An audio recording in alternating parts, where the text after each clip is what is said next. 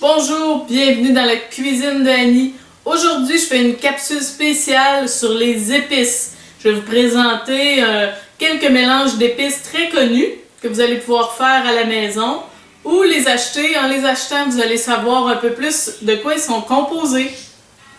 Premier mélange d'épices, ça va être le curry ou le curry en français. La poudre de curry qui ressemble à ça ici.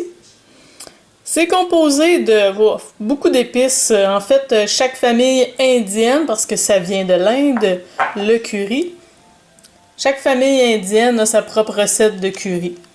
Mais en gros, si on fait une généralité, les épices de base que ça compose. Ici, on a du curcuma en poudre. On a des graines de coriandre. Des graines de moutarde, des piments chili,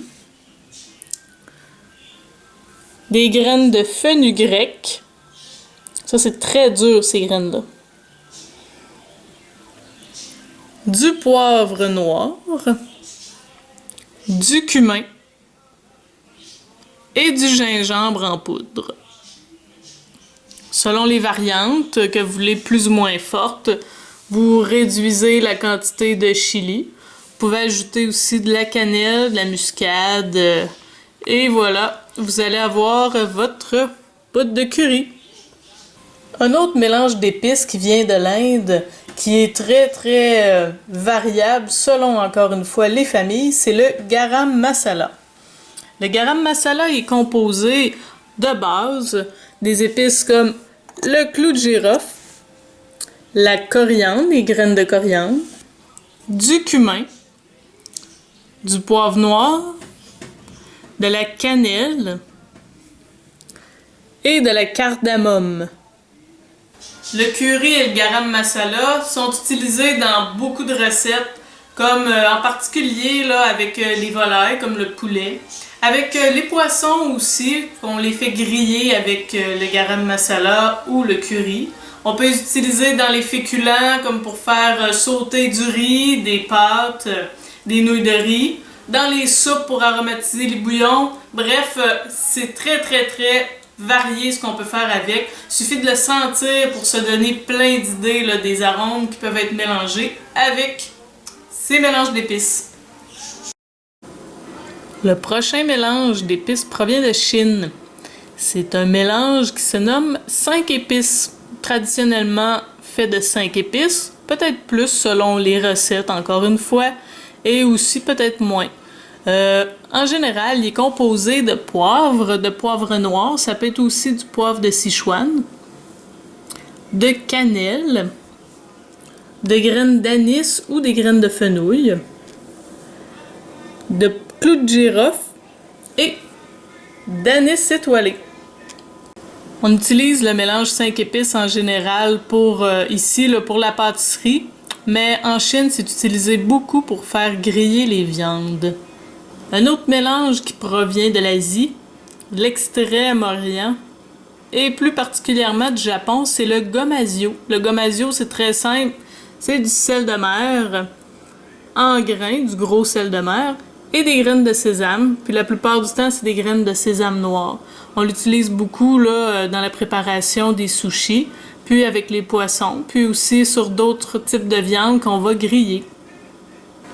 Alors, je fais ici un petit retour en Amérique, vers les États-Unis, pour vous présenter le mélange d'épices cajun. On le connaît beaucoup pour faire griller les viandes, que ce soit du poulet, du porc, des crevettes. Et le mélange d'épices cajun est composé généralement de graines de moutarde, de thym, de poivre noir, d'origan, de sauge, de piment chili et de graines de cumin. Alors voici ici la version française des 5 épices chinoises. C'est les 4 épices à la française qui sont traditionnellement composées de muscade, de noix de muscade, de poivre blanc, de gingembre et de clou de girofle. Le gingembre peut être remplacé aussi par la cannelle. Ça arrive assez souvent. Et c'est traditionnellement utilisé pour les terrines, pour la préparation des gibiers et aussi quelquefois en pâtisserie. Ici, j'ai un mélange d'épices que j'affectionne particulièrement. C'est le ras el hanout. Ça provient du Maroc. Le ras el hanout, encore une fois, la même chose que les autres mélanges que j'ai présentés. Le nombre d'épices est relatif. Ça tout dépend des familles qui l'ont préparé. Il doit y avoir au-dessus d'une centaine de recettes différentes. Mais traditionnellement, là, de base, il est composé de cannelle, de chili, piment chili, de poivre noir, de curcuma, de clous de girofle, de gingembre, de cardamome, de noix de muscade et de massis, qui est l'enveloppe de la noix de muscade, de poivre de la Jamaïque, ce qui donne un beau mélange très odorant et délicieux à utiliser dans les couscous, dans les plats avec de l'agneau, avec des viandes rouges et même du gibier, là, ça peut être très aromatique. Quand on parle d'un bouquet garni dans des recettes à ajouter soit dans les soupes, soit pour faire cuire les viandes là, dans un bouillon. Alors, le bouquet garni est traditionnellement composé, ça provient de la France bien entendu, traditionnellement composé de feuilles de laurier, de poivre noir et de thym. Il peut aussi y avoir du persil et aussi parfois on peut y mettre du romarin. Un autre mélange qui est très populaire, celui-là il est composé uniquement de fines herbes, c'est le mélange des herbes de Provence qui est composé traditionnellement de basilic, de sarriette, de romarin, de marjolaine qui est dans la même famille que l'origan, mais c'est un peu plus doux au goût, et de thym. Parfois aussi on peut ajouter il est ajouté de la lavande. Et bien sûr, le mélange des herbes de Provence, ça peut être utilisé dans pas mal toutes les recettes où ils demandent d'avoir des fines herbes.